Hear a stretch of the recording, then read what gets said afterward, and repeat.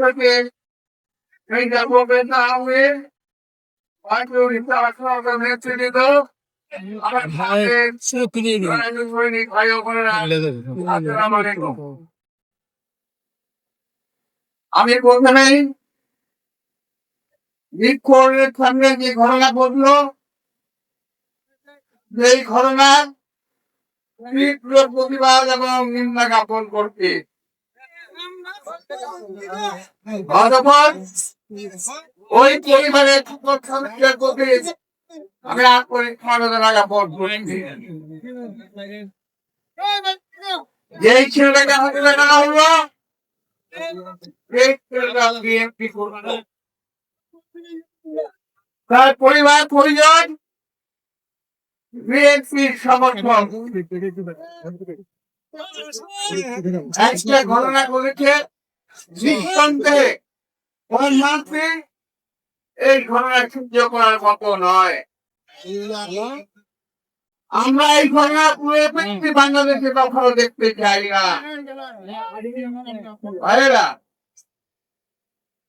ঘটনা ঘটলো আর এর থেকে ভয়ানক চেষ্টা করতেছে কারা, এই নিয়ে একটু আপনাদের ভাবতে হবে। পুরো দেশবাসীকে জানতে হবে একটি ঘটনা ঘটছে। আমার সামনে ক্যামেরাম্যান ভাইরা আমার ছবি তুলছে, আপনাদের ছবি উঠছে, ক্যামেরা ধরলে কিন্তু এদিকে। এই ঘটনা যখন ঘটলো, ঠিক একই ভাবে একজন ক্যামেরাম্যান ঘটনাটির ছবি তুলেছে। কোন নড়াচড়া নাই, কোন কাঁপুনি নাই। খেয়াল করে দেখবেন ভিডিওটি একেবারে মনে হয় তৈরি করা একটা ভিডিও। অর্থাৎ এই ঘটনাটি ঘটবে, ভিডিও করবে, দেশবাসীর সামনে তুলে ধরবে, জাতির সামনে মাথা নত করতে বাধ্য করবে, এমন চিন্তা তারা করে। এই ঘটনার সঙ্গে বাস্তবের এবং সত্যিকারের বিএনপির কোন সম্পর্ক নাই। আমার কাছে একটা ছবি আছে, আমি দেখাতে পারবো না এই মুহূর্তে। তিনি ধরা পড়েছে বাহির নাকি নিয়ে একটা ছেলে, এই ছেলের সঙ্গে এনসিপি নেতৃবৃন্দের ছবি আছে। আমি দেখাতে পারি, আমি চ্যালেঞ্জ করে বলতে পারি এই ছেলের সঙ্গে ছবি আছে ওদের সঙ্গে। বিএনপির উপরে দায় চাপিয়ে দেওয়ার চেষ্টা করছে।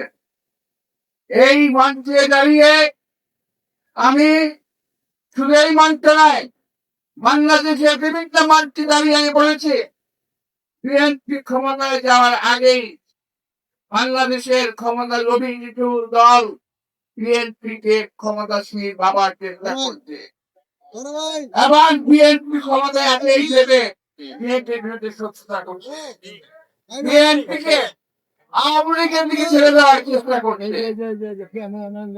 বিএনপি একটি জনপ্রিয় দল, এই দলকে দেশের জনগণ ভালোবাসে, এই দলকে সহজেই জনগণের মন থেকে উঠে ফেলা যাবে না।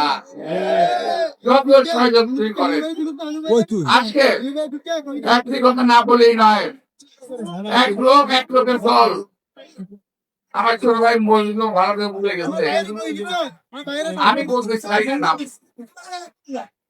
সে ভালো বলছে, আমি তার সাহসে বলতে পছন্দ করছি। এই লোকটি আমার দল, তারা বলছে প্রোগ্রাম দিচ্ছে আওয়ামী লীগের দিকের পথে আর বিএনপি যাবে সেই পথে।